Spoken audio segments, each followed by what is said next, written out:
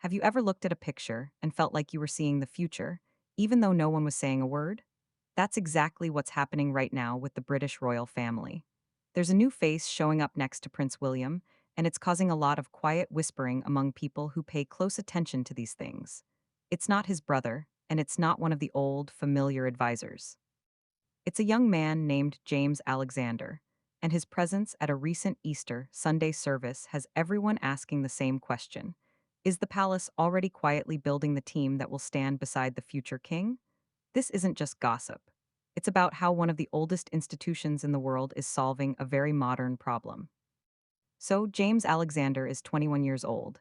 He's the son of Prince Edward and Sophie, the Duke and Duchess of Edinburgh, and he just graduated.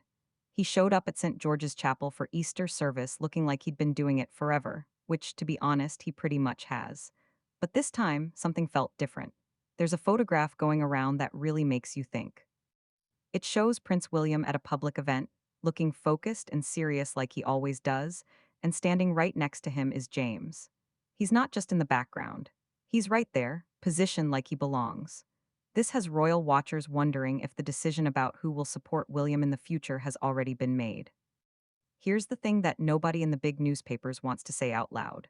Prince Harry is gone. He's not just living in another country. He's not part of the working royal family anymore, in any real way that matters for the job. And when someone leaves a big job, someone else usually steps in to do the work. The question was never if someone would fill the space Harry left behind. The big question was always who that person would be. And the answer, more and more, looks like it's going to be James Alexander. He's the quiet solution to a very loud problem. Now, when you think about the royal family right now, what comes to your mind first?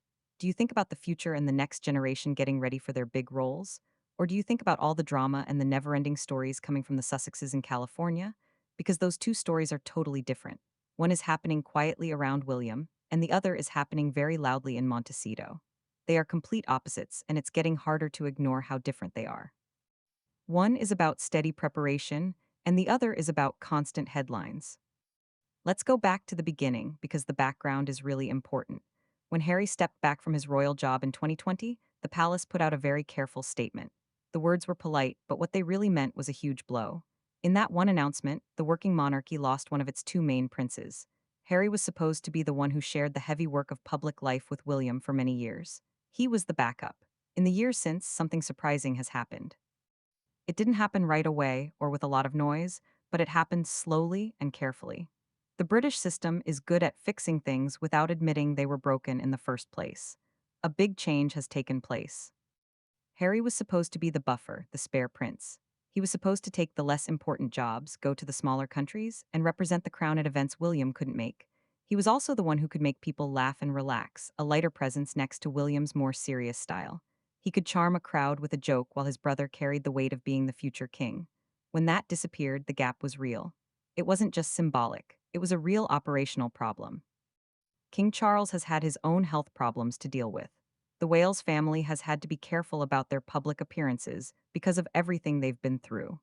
And William, who is now definitely the next king, has had to make choices about who he keeps close, who he trusts, and who he lets into his inner circle for his future reign. That's where James Alexander comes in. Now, this is where it gets really interesting. And this is the part that the Sussex camp, busy with their Netflix shows and jam business in California, seems to have missed while it was all happening. James Alexander is not some random person.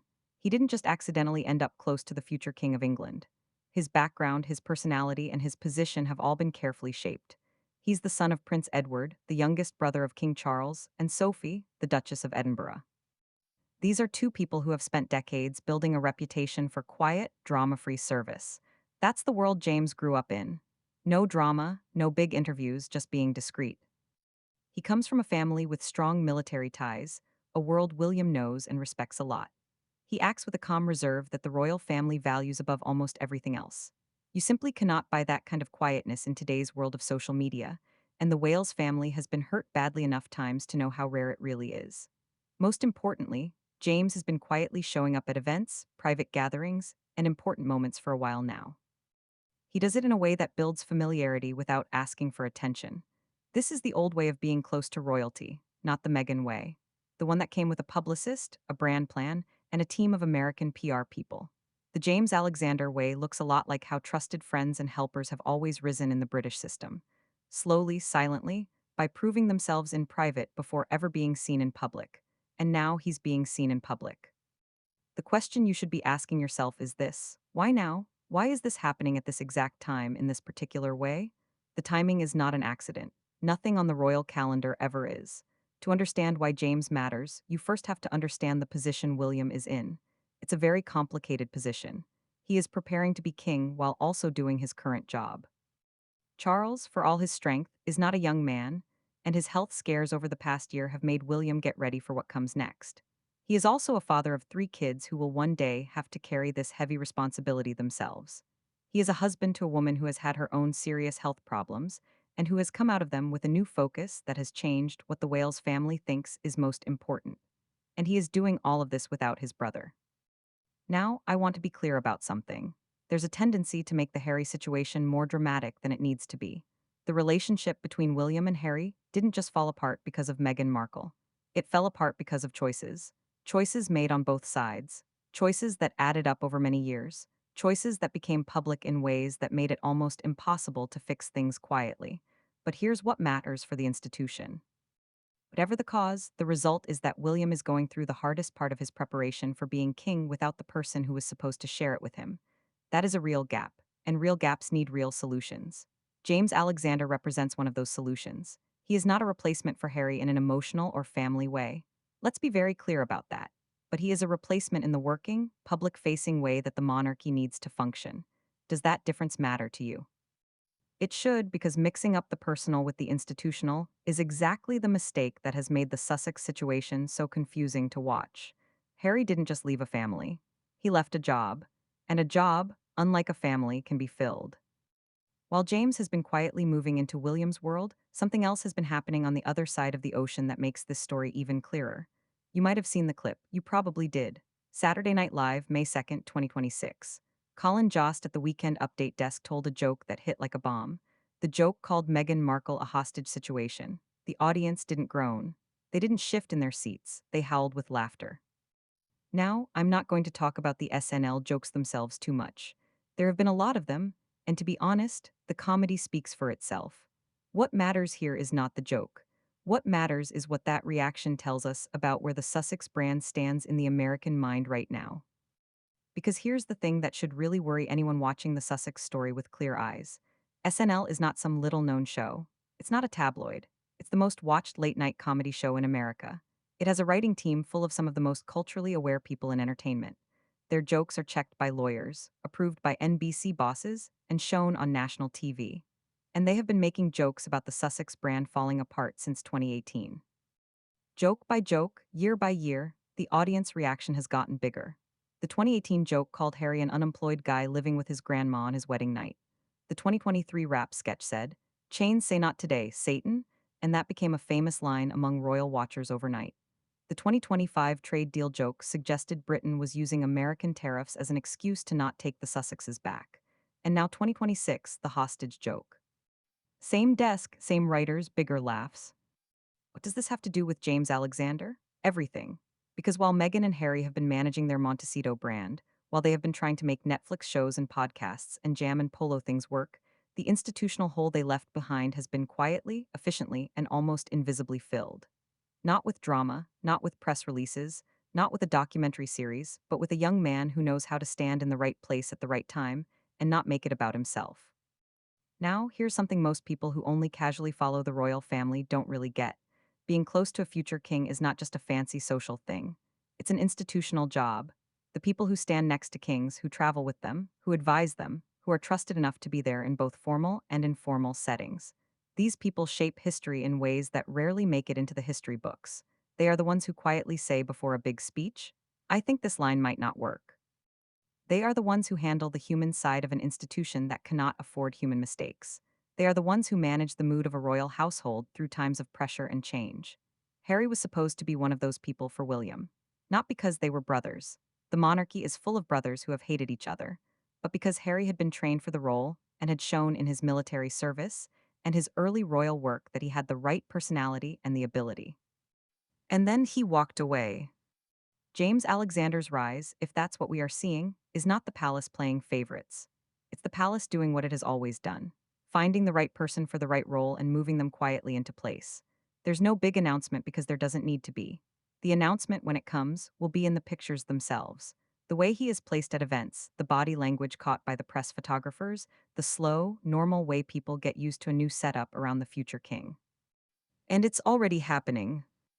Let's talk about what we actually know about how William and James work together, because this is the part that deserves the most attention. William, by his nature and his training, does not show warmth easily in public. He does his duty. He is prepared. He is deeply committed to his role. He has been prepared for this his whole life. But the easy, relaxed, crowd-pleasing charm that Harry used to bring to their shared events is just not William's natural style. He knows this about himself. His team knows it. And for years, Harry's presence at events with him served as a kind of balance, a way to make things less tense. Without Harry, William has had to rely more on the people around him. He has had to be more thoughtful about the energy he surrounds himself with in public. And in James, people who watch body language carefully are noticing something specific, a relaxation in William's public manner that hasn't been consistently there for several years. That's not a small thing. In a monarchy where so much of the institution's power depends on how people see it and the emotional connection they feel, a future king who looks comfortable in his closest relationships is a future king who looks stable. And stability right now is exactly what the British monarchy needs to show. But ask yourself this question, because it's one royal watchers are really thinking about. Is James Alexander being put in this position on purpose by the palace? Or is this just a natural friendship that people are reading too much into? And does it even matter? Because here's the uncomfortable truth about how royal closeness works. By the time the palace admits it publicly, it has already been happening privately for years. The relationship is real before the institution says so. The job is being done before the title is given. The trust is built before it is ever tested in public. Which means if you are waiting for an official announcement, a title, a role, a formal statement that James Alexander has a certain place in William's life and work, you are waiting for the last part of a story that is already happening. This is maybe the most important part of this whole story. When Harry and Meghan left in 2020, there was a plan behind their leaving. The plan, whether they said it out loud or not, was that their absence would cause enough pain to the institution, enough public sympathy for Harry, enough pressure on a family that had been shown as cold and unwelcoming, that the rules of their departure would eventually be changed to give them more of what they wanted. That plan has not worked. Not because the royal family called their bluff. Not because the British press turned against them, though it did. Not even because the American press, including Saturday Night Live, started reporting on the brand falling apart in real time, though that is important. It has not worked because the monarchy, like all big old institutions, does not depend on any one person more than it depends on its own survival. The gap Harry left was real, but the institution did not get sad about it. The institution adapted. It found new people. It reorganized. It moved on. And the man who was supposed to be the emotional and operational partner for the next king is now watching from California as someone he has never met begins to quietly do the job he gave up. Do you think Harry has thought about that? Do you think in the moments between Netflix events and polo games and whatever the next project is, he has sat with the fact that the space he left has been filled? Not with drama, not with a crisis, not with the institutional panic he might have expected, but calmly, efficiently, and with the kind of quiet skill the British establishment has always found wherever it needed to. Because that's the story nobody is putting on the front page. The Sussex departure did not weaken the monarchy. It made the monarchy work better. It removed a factor that had become, even if not on purpose, a source of institutional trouble. And in its place, a cleaner, calmer, more controlled version of royal closeness has appeared. James Alexander is not a story about filling a hole. He's a story about what the institution chose when it had a choice. There's one more part to this story I want to talk about directly because it matters a lot for how we understand what's happening right now. The timing of James Alexander's appearance and William's inner circle is not random. It matches up with several things happening at the same time. King Charles's official visit to America, Harry's ongoing court cases, and his public request to make up with his family. Requests that have been met with quiet from the palace instead of any real response. Meghan's latest Netflix show launching into a media world where SNL is making hostage jokes about her on primetime TV. And the bigger reorganization of the senior working royals, with Princess Anne continuing her very busy public schedule, with the Wales family showing a picture of family life and steadiness, and with the palace very carefully shaping the story of continuity around William's future reign. In that context, the arrival of James Alexander is not just a personal story. It's a piece of institutional messaging. The monarchy is saying something without using words. It's saying, we are ready, we are stable, we have built the structures the next reign will need, and the people who stand beside the future king have been chosen, tested, and are in place.